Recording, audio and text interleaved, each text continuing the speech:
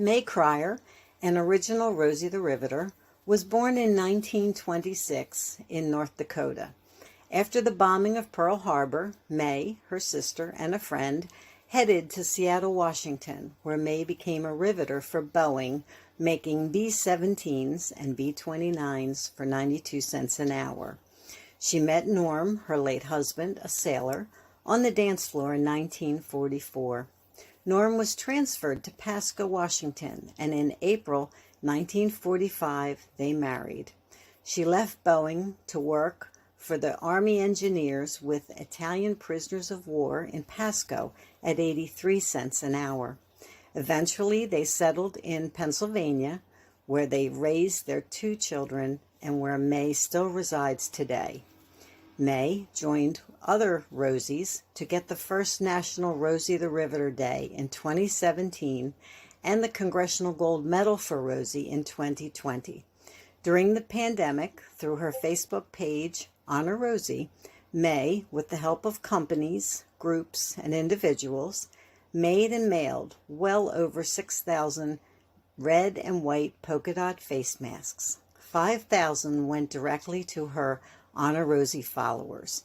In 2022, her face mask and bandana were worn by Rosie the Rocketeer in the commander's seat of the Boeing Starliner, which traveled to the International Space Station and back.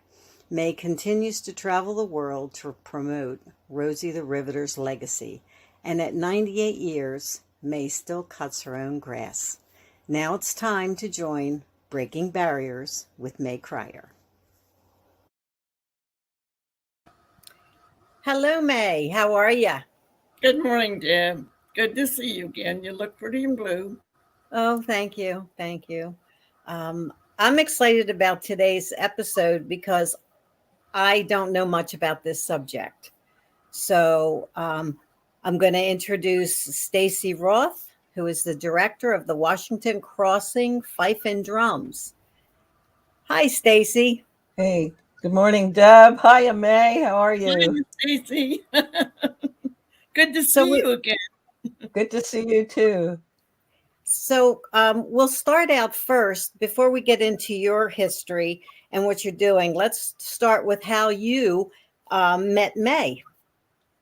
All righty. Well, I spent much of my career with a freelance company that I started with a partner named David Emerson. It was called History on the Hoof.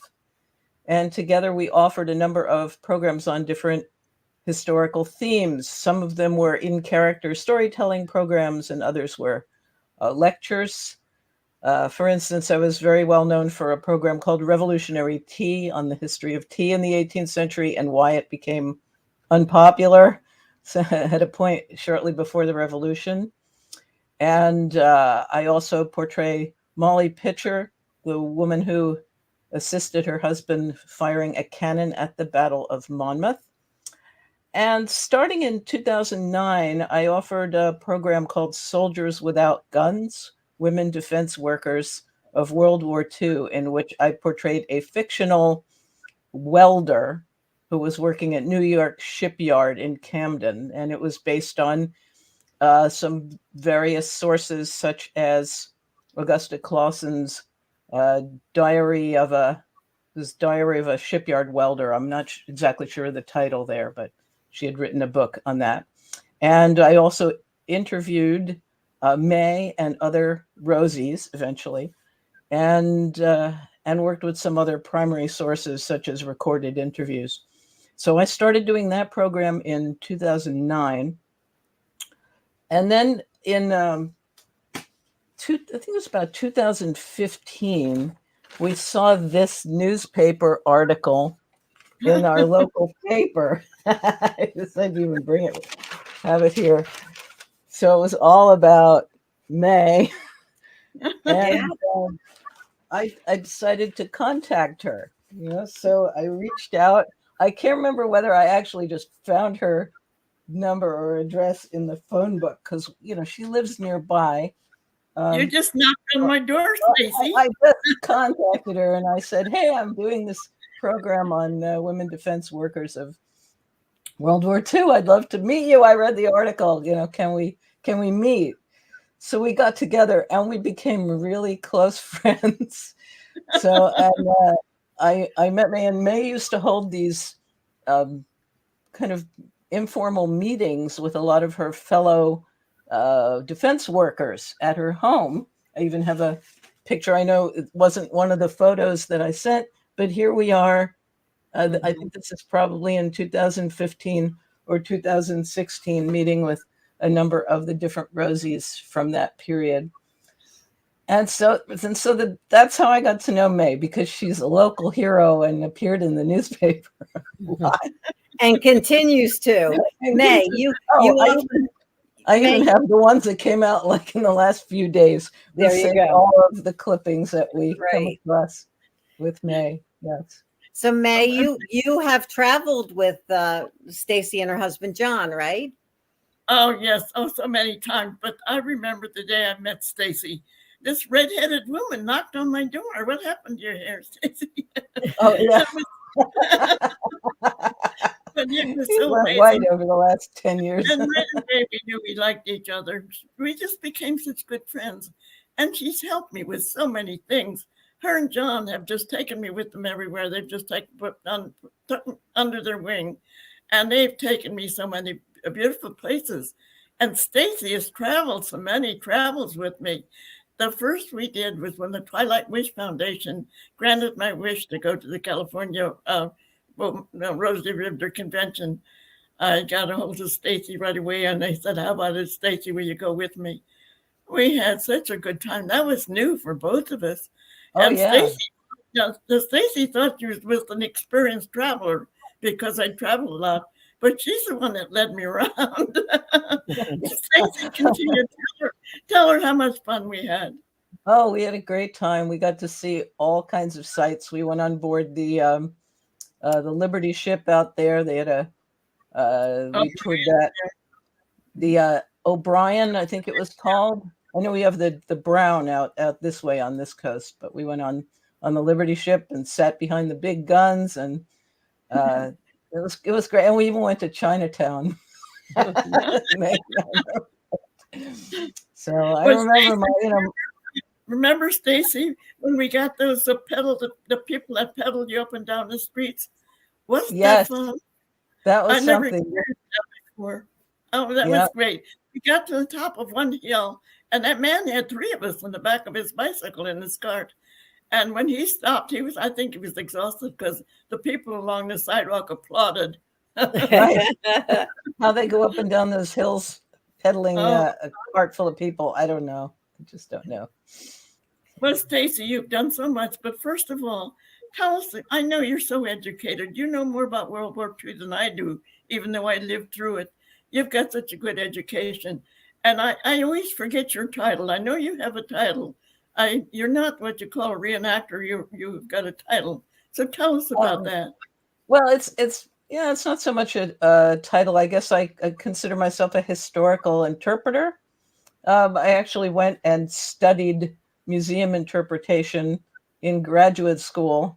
And I even wrote a book on how different people who play characters that work in museums around the country engage their audiences and make sounding like a person from the past engaging with their visitors rather than enraging. So I did a lot of traveling and observing at different museums such as Colonial Williamsburg and Plymouth Plantation and Mystic Seaport. Listened to a lot of different interpreters. Really wonderful. And the book is called Past into Present: Effective Techniques for First-Person Historical Role-Playing. I think that's the part after the colon. It was published in 1998, so it's like ancient history now, but it's still out there. Well, so now that may I interject something that has nothing to do with Stacy's travels, but what kind of a person she is. When her mom gets sick, I never knew anyone who took better care of her mother than she and John, her husband John, did. Now, her mother lives quite a distance from her, and there wasn't a day, I don't think, that she left her mother, that she wasn't there to take care of her mother. I just thought that was so outstanding. And Stacy, I'm so proud of you. Oh, well, thanks. And my mom was an entertainer also. So even while she was declining, we had a lot of fun. We always played music every day. I would find music on the internet that were tunes I knew that were familiar to her, and even new ones. And we watched a lot of theater together online. So we had a good time. So it was a good finish for her. And she continued to sing. She had a beautiful voice right up until the day she passed away. That's awesome. Yeah, she And sang. you were a blessing for Stacy, I'll tell you. I'm very proud of you. Well, You did a nice job. And it wasn't easy because you gave up a lot of your entertaining and other things that you wanted to do to take care of your mother. And I Yep. think that's outstanding. And we thank you for that. We like you kind of people. well, I wouldn't do it any other way. So let's get on. Let's talk about, how did you come to be the director of the Washington Crossing Fife and Drum Corps? All right. So a mouthful. I play both instruments, the fife and the drum. And I started playing them back in 1976 when I got involved in reenacting, because as well as being a historical interpreter, my hobby is reenacting. So it's like busman's holiday. And when I was at the Elizabeth Public Library, when an artillery company, a reenacted artillery company, visited, and I just said, "Oh, I want to do that." And they said, "Oh, you can be our camp follower, like dress up in women's clothes and make some food for them." And I went, "No." I said, "I don't want to do that. I want to do what you guys are doing." And they went, "Well, okay." So I was always interested in music. I'd been singing with my mom and my grandmother since the age of 2. And I played a few different instruments. And so I decided to take up the drum because they had drummers that marched with the troops and gave the signals and commands. And I also took up the fife. And so through most of the bicentennial, though occasionally I carried a musket or fired a cannon, most of the time you could find me with a drum or a fife. And I did that pretty much throughout the whole bicentennial. And then, around 1982, I kind of shifted into some other hobbies. I studied French for a while and took up Morris dancing, which is also doing something with a team in a funny outfit. So I did that for a while. Can I interject, Stacy? When you talk about entertaining, remember the days when we used to dress up and we just go out into the parks and talk to people, and just it was very interesting, and doing things that we did that were simple but so important. It was fun days. It was fun, and we'll have to do it again. We'll have to have more now that I'm back home. We'll have to get into some more trouble. So what interested you about the fife and drum music? So here we go. All right. So right around 1995, I started getting into it again and started getting more serious about both instruments. What do I love about these instruments? I'm fascinated with the way that fifes and drums were used on the battlefield to give military commands. And I just enjoy the music. And I think I'm happiest when I'm with a lot of other fifes and drums and we're all playing, because it's just an indescribable, joyous feeling to stand with a group of people who are all playing the same thing and having a good time. So I really love that. And so I started going out to, reenactments and playing at those. And, I had wanted to join a fife and drum corps, but the fife and drum corps that were in the area where I live and where I lived at the time didn't allow women. So I had to just play on my own and go to reenactments. And I would occasionally find a friend that also played usually the drum, and we'd go out as a duo and play together. So there were several people I did this with at times. So I never got to actually join a fife and drum corps until I started a small one back around the War of 1812 bicentennial. I had a little tiny fife and drum corps called Don't Give Up the Ship. And we wore sailors' uniforms. I was living in Burlington at the time. So that was Captain James Lawrence, whose ship was the Chesapeake. He was in Burlington. I think he lived in Burlington. So we called the fife and drum corps after him. And then everybody moved away. And then I went back to my Revolutionary War fifing and drumming. And I met my husband, John, in about 2006. I'd kind of known who he was, but we finally got to know each other in 2006. And once I met him, I started to do more activities near where he lived, and he was involved with Washington Crossing. So I started volunteering there. So every year when they did the crossing of the Delaware, I would show up either with a fife or a drum and kind of guide some of the other younger musicians, and we'd play. And so I was doing that every year. And then I have another old friend, Lance Peterson. He would often come with me and we'd play at the park. So we had a tradition of volunteering there. In 2018, the Friends of Washington Crossing, who run the programming there, approached me and asked if I would like to start a fife and drum corps at the park. And I jumped at the idea and I said, I'd love to, but one little thing, I would like to make sure that anyone who wants to join this and wants to play is able to join us, that there will be no bars to membership in it. And they said, yes, of course. And so we started it. We started to sort of get things together in 2018, and I was still doing a lot of performing, so I had to kind of slow that down to make time for the corps. And in January of 2019, we started doing some training. A number of our fifers and drummers had never played those instruments before, so we needed to teach them as well. And I took on the role as fife major, teaching fife, and Lance was due to teach the drum. However, for the first 3 months, he had a medical ailment and was unable to come. So I ended up doing a crash course in how to teach the drum, and went ahead and started teaching the drummers. And then when he came back and would really do the fine tuning. And I'm still teaching the drummers on Wednesdays when we have our midweek practices as well. So we started, and people have stuck with it, and we've had new people join since we started. So now we're up to about 16 or 17 active members in our fife and drum corps. That's great. Yeah. Now, can you tell us, because people all over the country and out of the country will be listening and watching this, can you just tell them what is Washington's Crossing?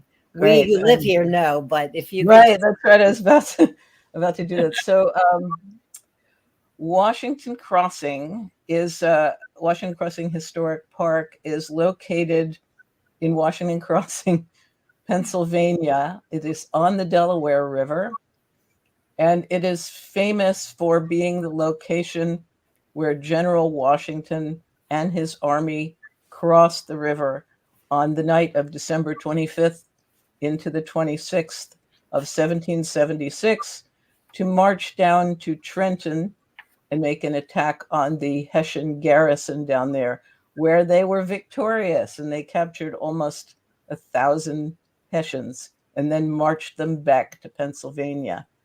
So this was a real turning point in the war, because the soldiers who were under Washington, their enlistments were about to expire. And so he had to make a bold and daring move before that occurred. And he did. And they made this crossing in a terrible nor'easter with snow and ice-choked rivers. So even though there were several different areas where the army was supposed to cross, Washington Crossing was the only location where the soldiers actually made it across the river. Hey, Okay. Stacy, didn't you always do this on Christmas Day? I've been doing it on Christmas Day consistently since, I can't remember exactly when I started doing it again, but it was probably about the time that I got married to John, which was 2008. And so I've been doing it every year since then. And there was a big gap. I did the crossing in 1976, which is sort of giving away my age a little bit. But I've been doing it, every year, and that's our Christmas. That's the way we like to spend Christmas. I understand on Christmas Day, if you draw 10,000 people, is that correct? It gets really crowded. And in fact, we do the crossing twice, usually on the second Sunday of December. We have what's called the dress rehearsal, or now I think they're calling it first crossing. And so theoretically, everybody who's going to participate on Christmas Day is supposed to do that one as well to prepare for the big one. And sometimes that one is even better attended than the one on Christmas. But they both get pretty crowded depending on the weather. Were you caught in the ice at one time and you couldn't cross? There are times when we cannot cross. Even though General Washington made it across in really horrendous conditions, the powers that be certainly don't want anyone getting injured or hurt or having the boats go flying down the Delaware to Philadelphia. Right. So if the speed of the river is over a certain speed, we cannot cross. And and sometimes if it's just extremely bad weather, we can't cross. But most years we're able to cross. So you and your we use these large boats called Durham boats. They are slightly smaller replicas of the ones that went down the Delaware back in those days.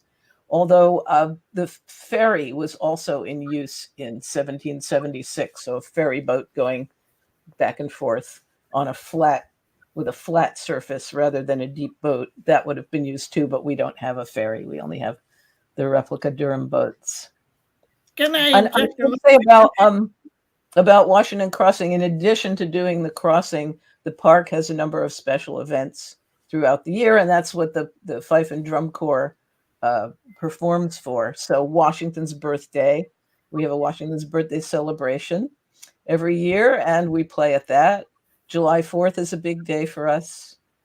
We have a car show at the park called the Rebels and Redcoats Car Show with vintage cars from the United States, Britain, France, and Germany, the armies that were in the Revolution.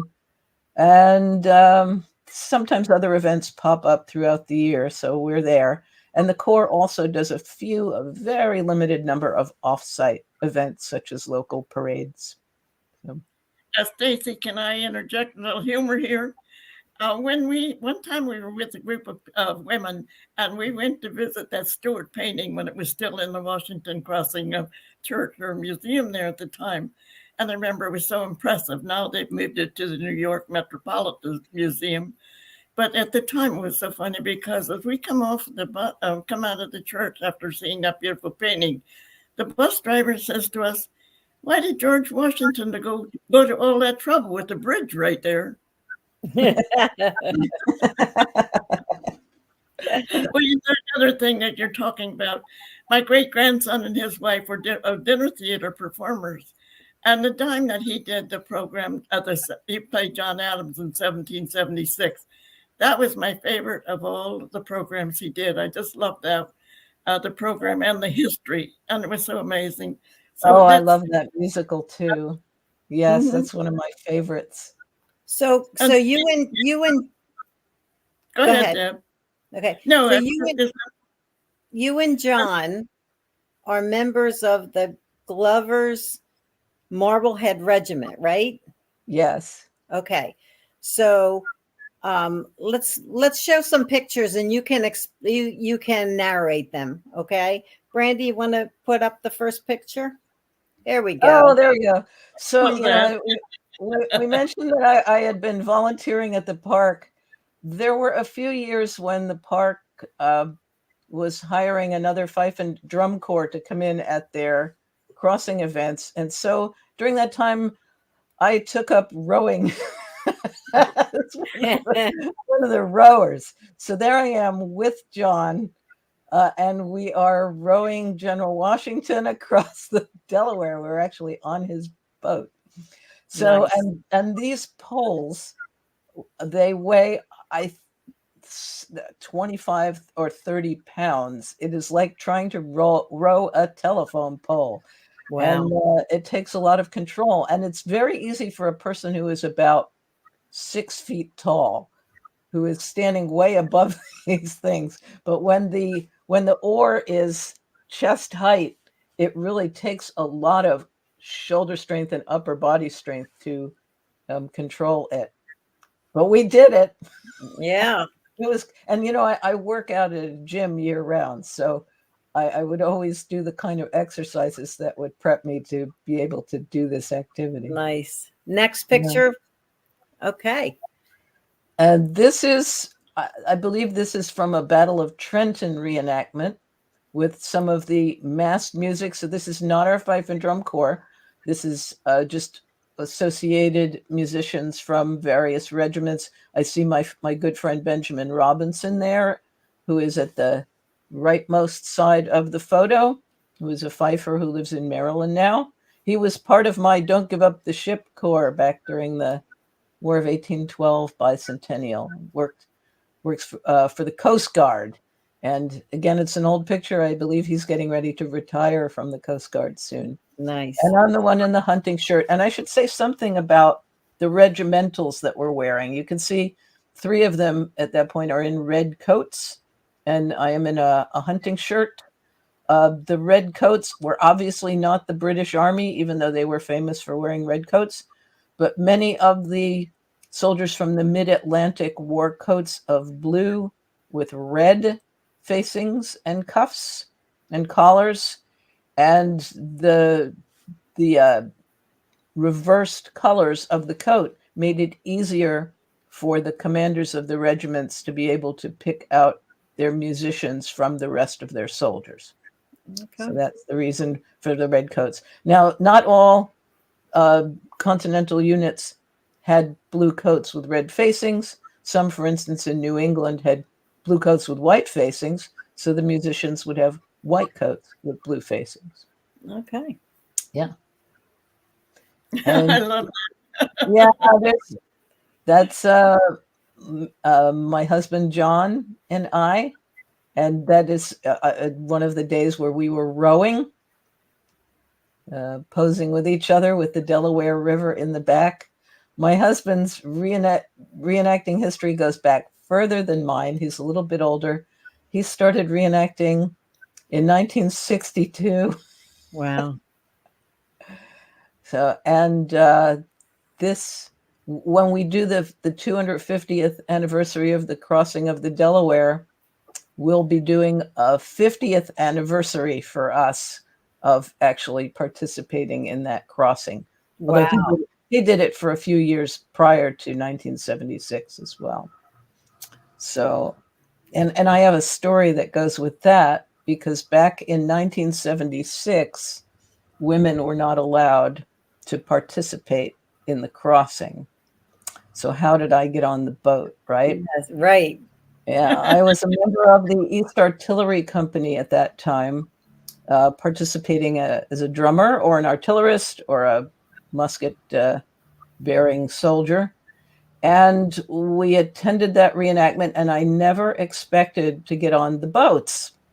I was never registered for it, and I was 18 at the time, and we were standing on the shore, and the organizer of the troops, his name was, I don't know, should I give the guy's name? I don't think he's with us anymore. But anyway, there was, the officer in charge of the troops, and he was calling out the names of those who had registered to get on the boats. And there was one person, he called out their name, and they came and they got their whatever, they checked in. And then he called out the same person's name again. And I raised my hand and I said, "Oh, you just called out his name twice." oh, I guess that was a mistake. I said, do you still have a space where that second name was? He goes, yes, I suppose we do. Oh, well, could I take that space because I'm not registered? He said, sure, son, just show me your driver's license. Show me you're over 18. And at that time, of course, the driver's license were much, much better for pulling off a stunt like this. There was no photo on the driver's license. It was just this piece of paper with text on it, at least the New Jersey license. And whether you were male or female was down in the right-hand corner with a little M or F. And so when I showed him my license, I simply covered that whole thing up with my... Good for you. And I happen to have a name that could be either a male name or a female name. So he just said, sure, son, you're on that boat over there. And he told me the number of the boat. And I got on. That's great. Squished in like a sardine because that's what it was like. And at that time, there were all these helicopters flying overhead. So it was, now it's drones, which is a lot preferable to having a helicopter over you taking photos. So that was quite a memory. Nice. Do we have another picture, Brandy? There we go. There we are. There's our Fife and Drum Corps. This was I believe this was Washington's birthday of 2020, right before we got shut down for the pandemic. Yep. So there we are. And that's a relatively small group of us. Usually we'll have at an event such as Washington's birthday or the crossing now, we'll get 12 or 13 or 14 musicians out with the corps. So we make a really big splash. So that's more of what you do? Yeah, like that. Oh, that's good. Yep. Now, is this done at the same time as the crossing? Yes, I believe this might have been taken during one of the first crossing events, the early December ones. I can't remember whether this is a first crossing or an actual crossing. And this one I think this one was from, not this past year. That one would have been from the year before, I think. So it wasn't the 23 one, that was the 22 crossing. Yep, and there we are again. And that's very recent because we have one of our newest members, Daphne, who is 12. You can see her right behind our drum major, one of our new fifers. That's great to see young girls in there. That's awesome. Oh yeah, a lot of our fifers are female. Well, not all of them. We have a few male fifers as well.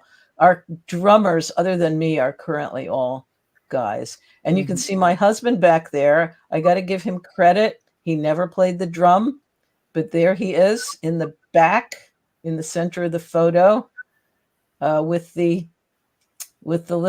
drumsticks that look like they have pom-poms on the end, because he plays a tenor drum. So he plays what would be a bass drum line, which was not commonly done in the 18th century, but he has a bit of neuropathy. And so because I want to be inclusive and have everyone play, I have written bass line parts for him to be able to play along with us. Awesome. Yeah. Now, so this was like a fife and drum was like a signal corps, right? Yeah, it wasn't so much a signal corps, but the drums and the fifes were used for signaling, and you wouldn't have that's another thing. And you didn't have anything like a fife and drum corps back in those days. Those things fife and drum corps didn't really start up until after the Civil War. You would have a fife and a drum who were members of each regiment in the Army, and they would be used to signal.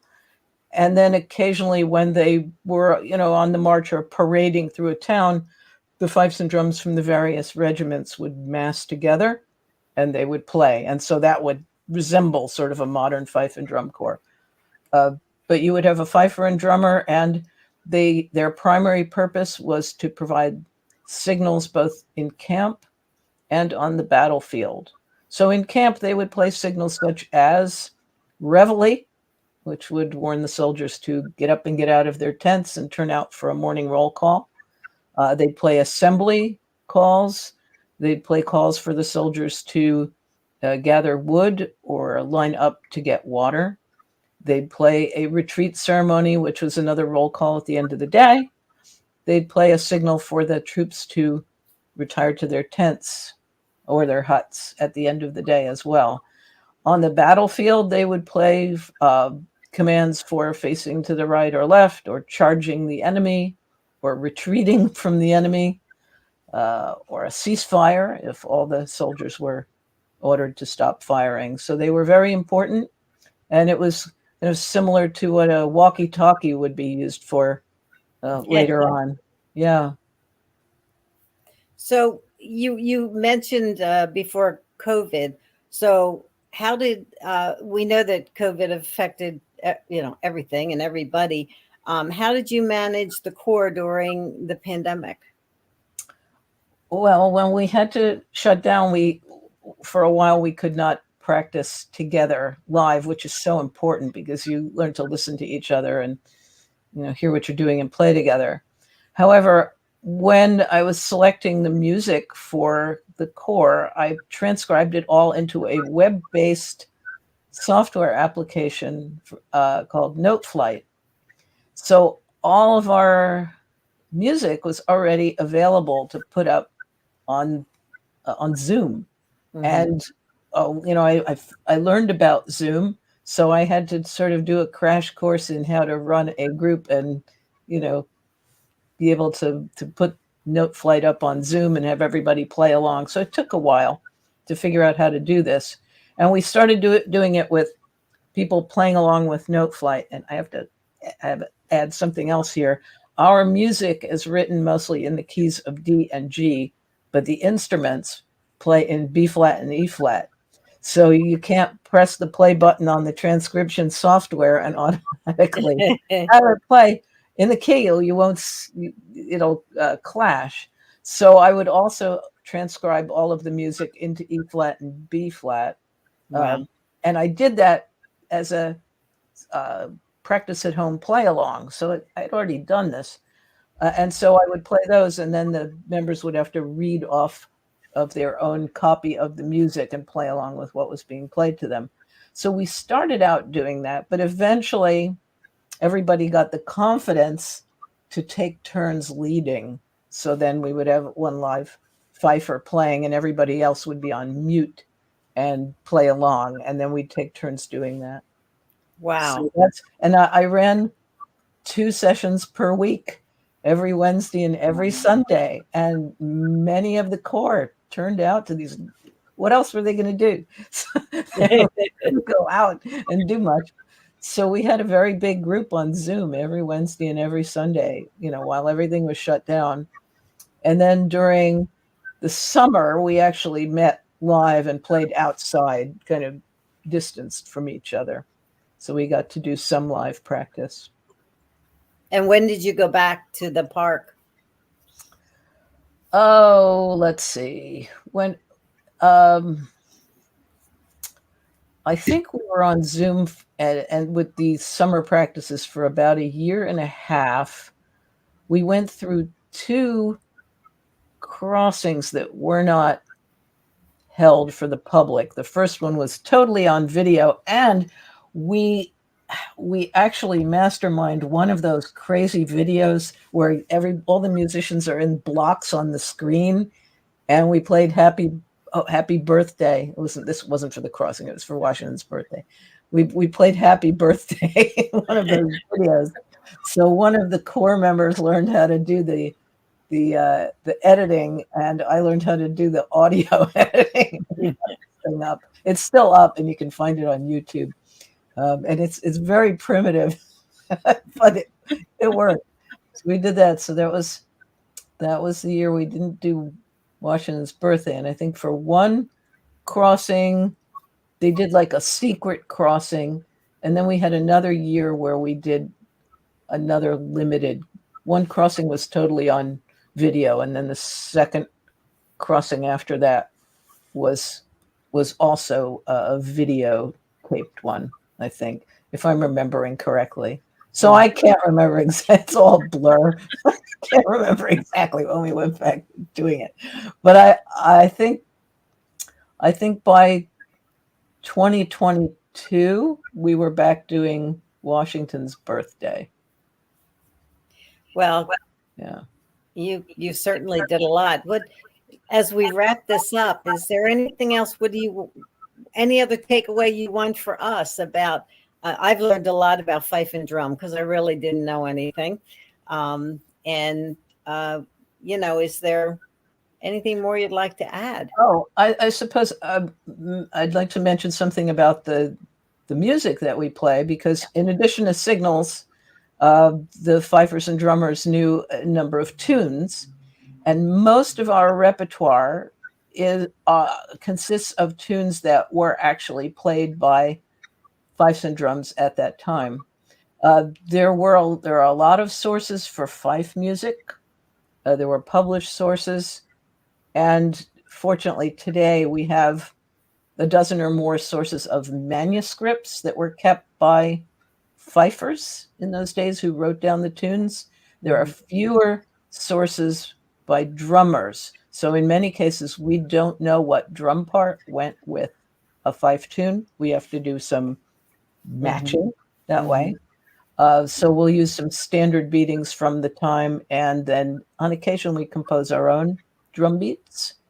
But one of the things I really enjoy doing is looking through the copies of original 18th century manuscript fifer copybooks and transcribing those tunes.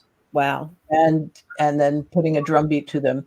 And there is one fifer that we know of who was at the crossing. His name was John Greenwood. He was a young fifer who was with the 15th Massachusetts Regiment. And although he made the crossing with a firearm and fought in the Battle of Trenton, he was in fact a fife major. And he had a copybook. It may date from after the Revolution, because he continued to put tunes in it. So some of his tunes are post-revolutionary, but we love playing tunes from John Greenwood's copybook because he has an actual association with the park. Wow. Yeah. That's amazing. Right. And I think what I enjoy best about the Fife and Drum Corps are the members of our Fife and Drum Corps. They've all become really good friends, and just getting together with them and making this great, joyful noise with great musical fellowship with them just brings a lot of happiness to my heart. And I look forward to every practice and every performance that we have with them, because it's just such a pleasure. It's a lot of smiles, a lot of laughing, a lot of good times. And when we do something off site, the only way we'll take on something is it has to be fun, because except for me, everybody else in that corps is a volunteer. And so when people are volunteering, you want to make sure they have a good time. Yeah, that's right. Number one, I want them to really have a good time. And we do. We have a lot of fun together. So if anybody's out there and plays the fife and drum and is not too far from Washington Crossing, you should look us up, because we're always looking to add more fifers and drummers, especially fifers, because those drums are really loud. We like to outnumber them. The fingering, for anyone who plays the Irish whistle, the penny whistle, the fingering is very similar to that. So it's an easy instrument to pick up if you're a penny whistle player. This has been awesome. Thank you so much for sharing your love for what you do. It's very apparent you love it. I do. Yeah. Mae, do you want to have anything more to say? Oh, you wouldn't have all the time to tell what Stacy and I did before she got so busy. We just had Stacy, you're marvel. It's so amazing what you do. You have such a rewarding life. But you and John used to take me with you quite often. One of the highlights was the weekend we spent on the John Brown Liberty ship in Baltimore. That was so amazing for me Oh, because, that was. yeah, That my was. husband was in the Navy, and he used to talk about the ships and all, everything that went on aboard ship. Well, that night, sleeping on that John Brown ship, I just relived my life all over, remembered all the things that Norm told me.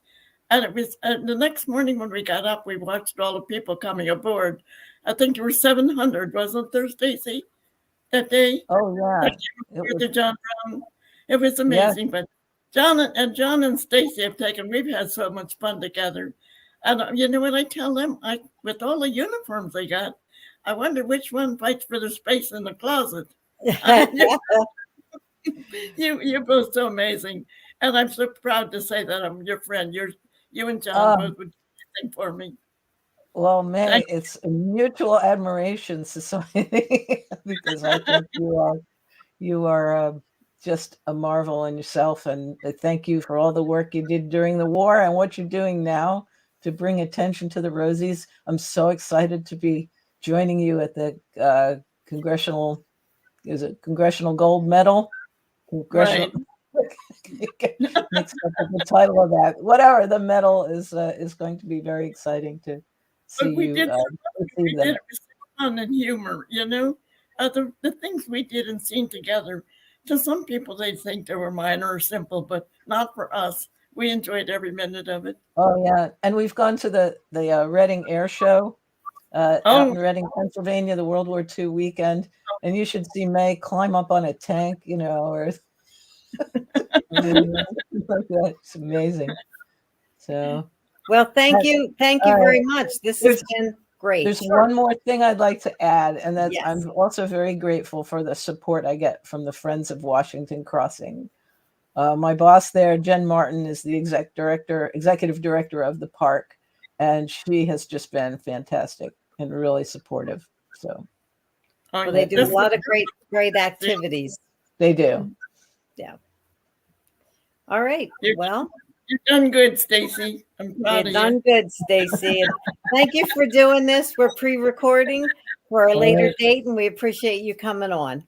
All right. And I look forward to seeing you soon, May, in person. Yes, we gotta get together. We've both been so busy, and we used to have her and I and John, we'd go out. But we both, well, of course, your mother's health has slowed you down a lot, plus you're so busy in your job. But we will eventually get back together. Yep. Soon. Sounds good. Thank you. Well, May, that was great. I enjoyed Wasn't that wonderful? I learned a lot. Yeah. And she's genuine. And it's like I said, we've done so many things, different things that the average person wouldn't enjoy like we did. We just dress up and go out in the park and meet people and talk to them, tell them our stories. And we got pictures of us at different places like that. We just enjoyed it. She's a pleasure to be with.